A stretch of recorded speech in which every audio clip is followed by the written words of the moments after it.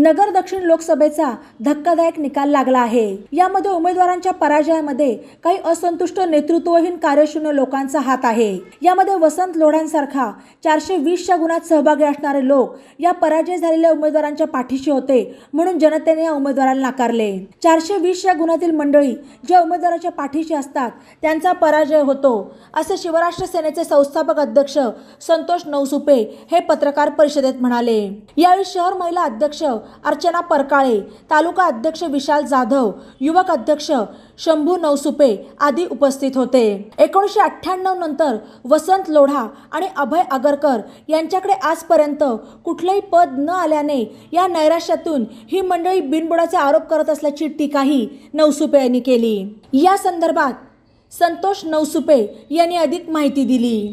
माझं नाव संतोष नवसुपे, शिवराष्ट्र सेना राष्ट्रीय अध्यक्ष। या ठिकाणी शिवराष्ट्र सेना या पक्षाच्या वतीनं लोकसभा मतदारसंघ दक्षिण या ठिकाणी जो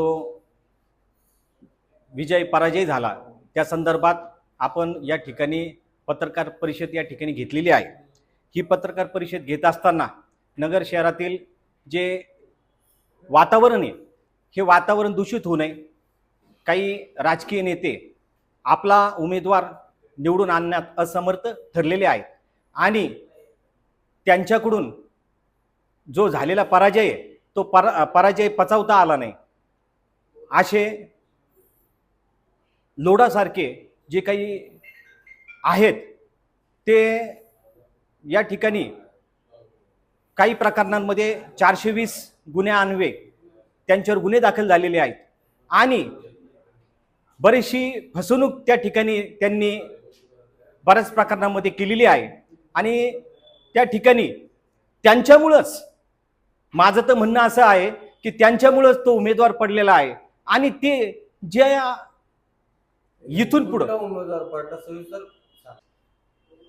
ज्याही उमेदवाराच्या पाठीशी उभा राहतील आणि लोढा नामक व्यक्ती त्यांच्या प्रचार करतील तो उमेदवार या ठिकाणी त्याचा पराजय होणार या ठिकाणी आम्ही निश्चित या ठिकाणी सांगतो। तसेच या संपूर्ण त्यांचं असं म्हणणं आहे की 1992 साली ते 1998 साली त्यांना त्या महानगरपालिकेमध्ये त्यांची सौभाग्यवती नगराध्यक्ष होत्या आणि त्यांच्या कारकिर्दीमध्ये त्यांनी बरंचसं काही नगर शहरासाठी केलं, पण मी म्हणतो केलेलं नाहीये।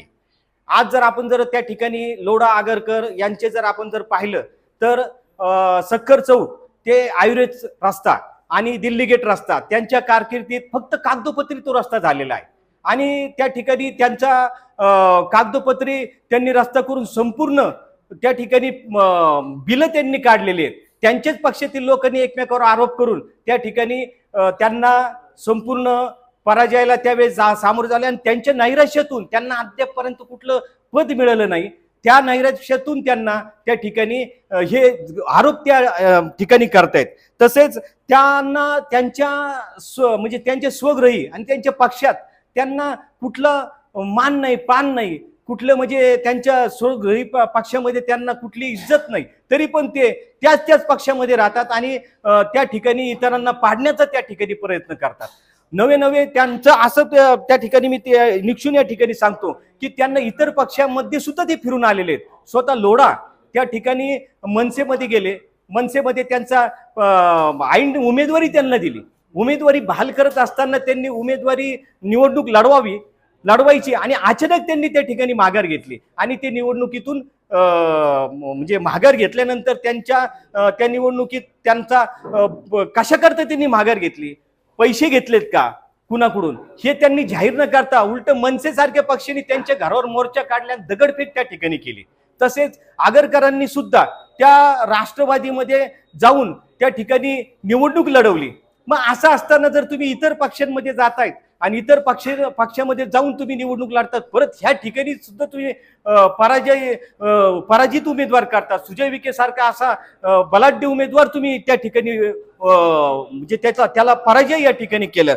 तसंच या ठिकाणी मला या संपूर्ण नगर शहराची जर या ठिकाणी सांगायचं जर ठरलं तर विशाल गणपतीचा जो मंदिर आहे त्याचं पिढ्याने पिढ्या म्हणजे अभय आगरकर हे स्वतः अध्यक्ष आहेत, त्यांचे वडील अध्यक्ष होते आणि आम्ही लहानपणापासून पाहतोय की पिढ्या न पिढ्या त्या ठिकाणी तेच अध्यक्ष आहेत, तेच ते मंदिराचे, आणि लहानपणापासून पाहतो आम्ही. आज आमचं 40-50 वर्ष होत आलेलं आहे आमच्या वयाचं, तर अजून सुद्धा त्या ठिकाणी मंदिराचं बांधकामच चालू आहे. मग मला आगरकरांना असं म्हणायचं का तुम्ही जर त्या ठिकाणी जर पंकजा मुंडेंना जर या मतदारसंघामध्ये जर आणायचा प्रयत्न करतायत, त्यांना जर या ठिकाणी उभं राहण्याचं तुम्ही विनंती करताय, मग तुम्ही त्या गणपतीच्या म्हणजे विशाल गणपतीचं अध्यक्षपदी मग दुसऱ्याला का नाही देत तुम्ही चान्स, आणि त्या ठिकाणी दुसऱ्याला का नाही उभं करत?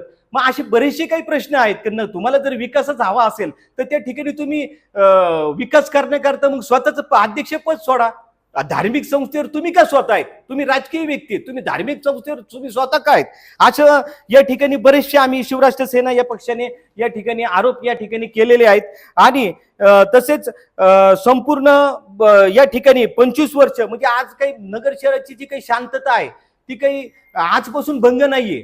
जवळजवळ 25 वर्षापूर्वी कैलासवासी जगदीश भोसले यांचा यावेळेस त्या ठिकाणी जी हत्या झाली, त्या हत्यामध्ये हे काय म्हटले होते संपूर्ण सगळेजण की खून का बदला खून से लेंगे. अरे त्याच्यानंतर तुम्ही कुठला बदला घेतलाय, कुठलं काय केलं? त्याच्यानंतर तुम्ही 25 वर्ष आमदारकी भोगली, ती तुमच्या रक्तातच आहे.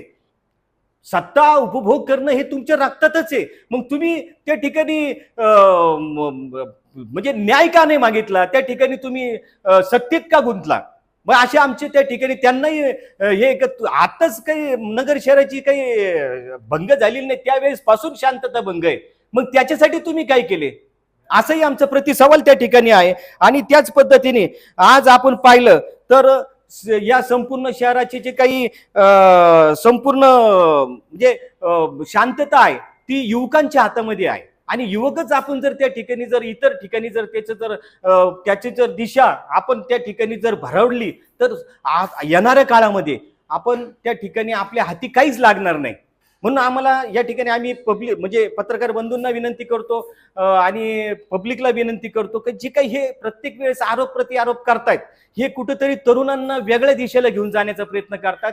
नागरिकांना जो काही विकास हवा आहे, नागरिकांना जे काही संरक्षण द्यायचंय ते संरक्षण आपण देण्याचा प्रयत्न त्या ठिकाणी करतोय. पण हे कुठेतरी यांचे जे काही वाद आहेत, काही प्रतिवाद आहेत, हे वाद कुठेतरी दुसऱ्या दिशेला घेऊन जाण्याचा प्रयत्न करू राहिलेले.